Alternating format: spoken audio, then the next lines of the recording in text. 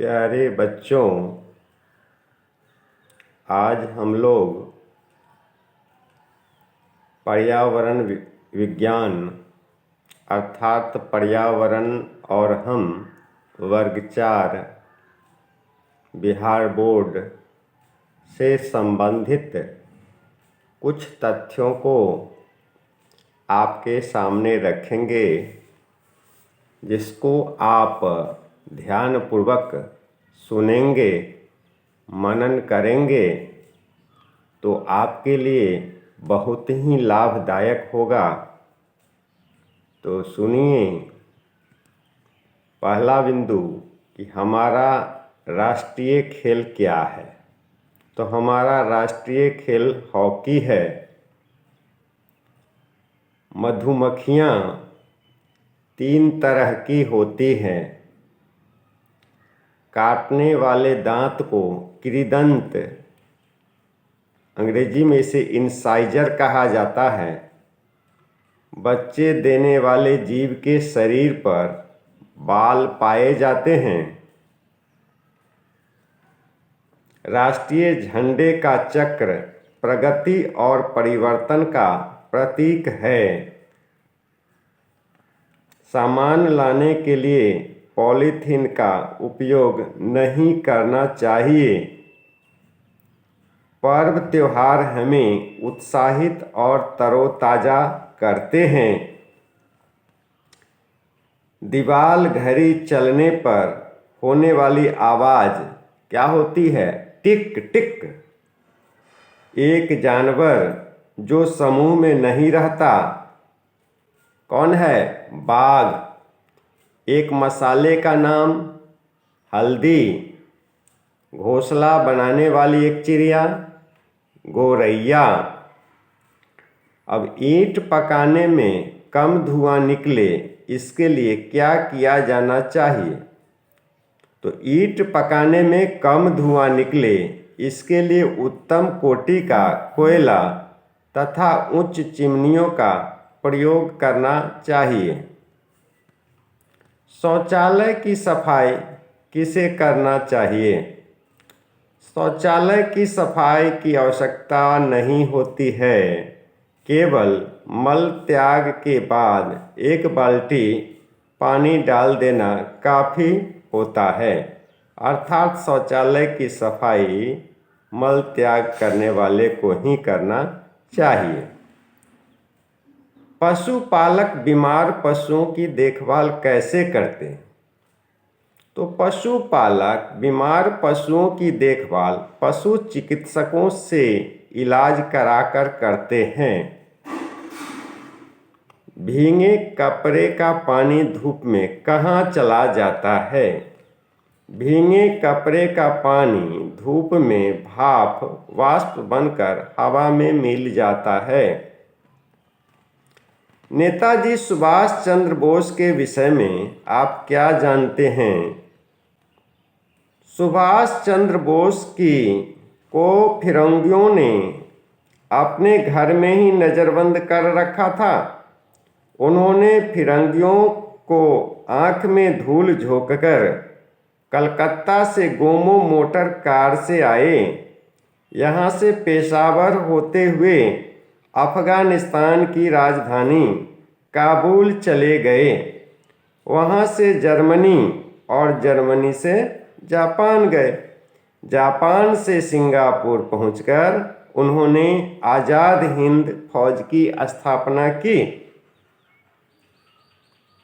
शहरों में बहुमंजिली इमारतें बनाने की आवश्यकता क्यों पड़ती है? शहरों में जनसंख्या अधिक होती है और ज़मीन की कमी रहती है। इसी कारण शहरों में 2-3 कमरों वाले बहुमंजिली इमारतें बनवाने की आवश्यकता पड़ती है। ऐसे दमघोंटू इमारतों में रहना बहुत कठिन होता है, लेकिन लोग मजबूरीवश ऐसी इमारतों में रह लेते हैं। सिखों के पूजा स्थल को क्या कहा जाता है? सिखों के पूजा स्थल को गुरुद्वारा कहा जाता है। तैरने वाली पक्षियों के पंजे झिल्लीदार होते हैं। हमारा राष्ट्रीय फूल कमल है। पेड़ पौधे हमारे बिना भी रह सकते हैं। फूलों के रस मिलने की सूचना मधुमक्खियां एक दूसरे को नाच कर देती है। एक बार में एक से अधिक बच्चा देने वाला जीव कुत्ता। दही चूड़ा तिलकुट खाने का पर्व है मकर संक्रांति। इमली का स्वाद खट्टा होता है। विद्यालय में होने वाला खेलकूद का नाम खो खो। फूलों का उपयोग किन किन कार्यों में होता है? रंगरेज फूलों से रंग बनाते हैं। मधुमक्खियां फूलों का रस चूसकर मधु बनाती है। माली फूलों की माला गूंथते हैं। मेले में आप क्या क्या करते हैं? मेले में हम सभी घूमते हैं एवं चाट, गोलगप्पे, जलेबियाँ आदि खाते हैं। किन किन कारणों से लोग बाहर जाते हैं? काम और नौकरी की तलाश में लोग बाहर जाते हैं। किसान रामाधीन सब्जियों को बाजार क्यों ले जाते हैं? किसान रामाधीन सब्जियों को बाजार बेचने के लिए ले जाते हैं। जरूरत से ज़्यादा पेड़ काटने पर क्या क्या हानियाँ होती हैं? ज़रूरत से ज़्यादा पेड़ काटने से वातावरण में कार्बन डाइऑक्साइड की वृद्धि होती है, जिससे पर्यावरण में तापमान बढ़ने लगता है, ऑक्सीजन की कमी होने लगती है। इस कारण सांस लेने के लिए शुद्ध वायु का अभाव हो जाता है। आए दिन व्यक्ति किसी न किसी बीमारी की चपेट में आते ही रहते हैं। भगवान बुद्ध के बारे में आप क्या जानते हैं? भगवान बुद्ध बोध गया में बुद्धत्व की प्राप्ति के बाद पहले से चले आ रहे वैदिक धर्म के विरोध में बौद्ध धर्म की स्थापना की। ये जीवन भर घूम घूम कर उपदेश देते रहे। इनका पहला उपदेश सारनाथ में हुआ था। बर्फ से बने घर को इग्लू कहा जाता है। रात रानी रात में खिलने वाला फूल है। राजमिस्त्री औजार के रूप में करनी का इस्तेमाल करता है। मूली की जड़ खाई जाती है। घर के सभी जरूरी फैसले एक ही व्यक्ति को लेना चाहिए। सांप और मगरमच्छ अपने दांत कई बार बदलते हैं। दीपावली और छठ पर्व पर घर की साफ सफाई करते हैं। नक्शे में संकेत चिन्ह बनाना चाहिए।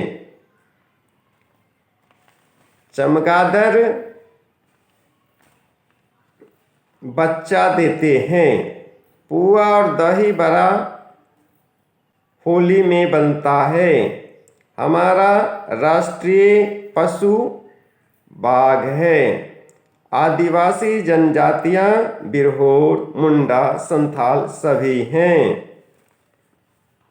वंदे मातरम गीत बंकिम चंद्र चटर्जी की रचना है।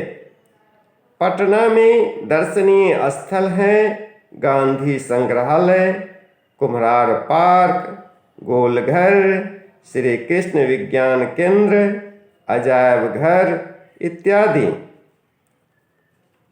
पशुओं के पैर में नाल क्यों लगाए जाते हैं? पशुओं के खुरों पैरों में यदि नाल नहीं लगाए जाएंगे तो उनके खुर चलते चलते घिस जाएंगे, जिसके कारण उनका चलना कठिन हो जाएगा।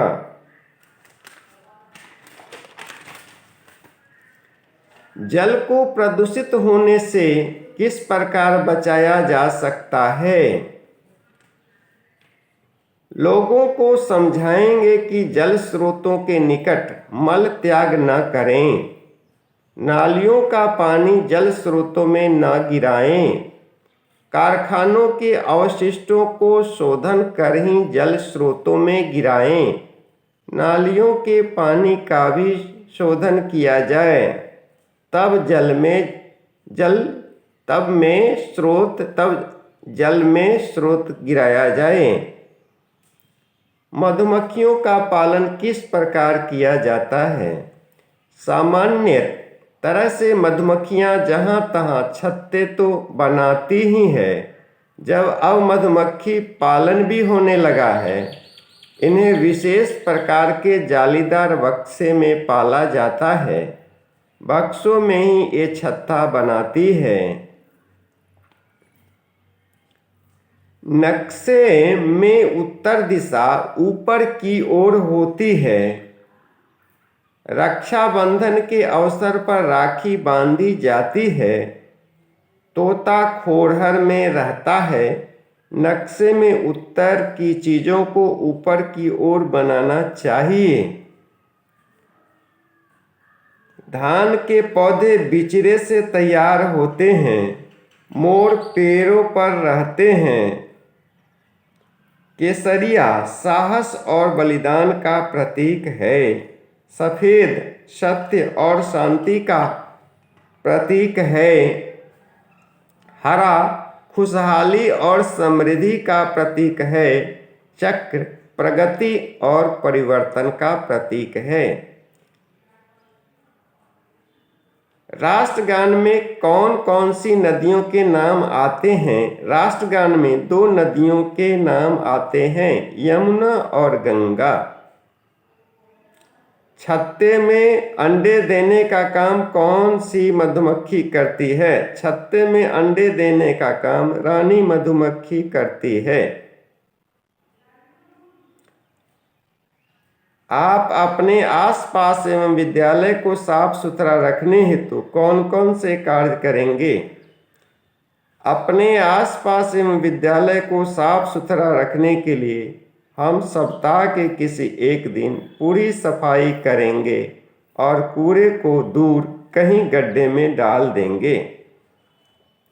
आपके घर आसपास के लोग ईद पर्व किस प्रकार मनाते हैं? हमारे घर आसपास के लोग ईद का पर्व बहुत ही पवित्रतापूर्ण, शांति एवं सद्भावनापूर्ण रूप से मनाते हैं। लोग नए नए कपड़े पहनकर एक दूसरे से गले मिलते हैं एवं ईद की बधाइयाँ देते हैं। ईद के दिन सेवइयाँ तो बनती ही हैं, अन्य विभिन्न पकवान भी बनते हैं। भगवान बुद्ध बोध गया में बुद्धत्व की प्राप्ति के बाद पहले से चले आ रहे वैदिक धर्म के विरोध में बौद्ध धर्म की स्थापना की। वे जीवन भर घूम घूम कर उपदेश देते रहे। इनका पहला उपदेश सारनाथ में हुआ था। तो आप भगवान बुद्ध के बारे में भी जान गए। छठ पर्व में सूर्य की पूजा होती है। नक्शे में दक्षिण की चीज़ों को नीचे की ओर बनाना चाहिए।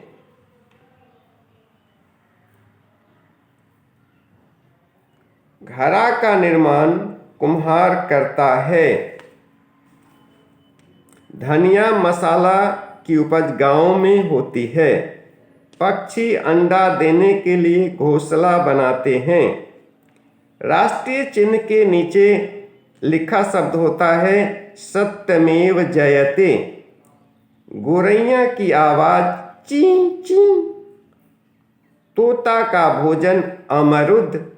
आपका मनपसंद खेल कबड्डी। आप किसी बीमार व्यक्ति की सहायता कैसे करेंगे?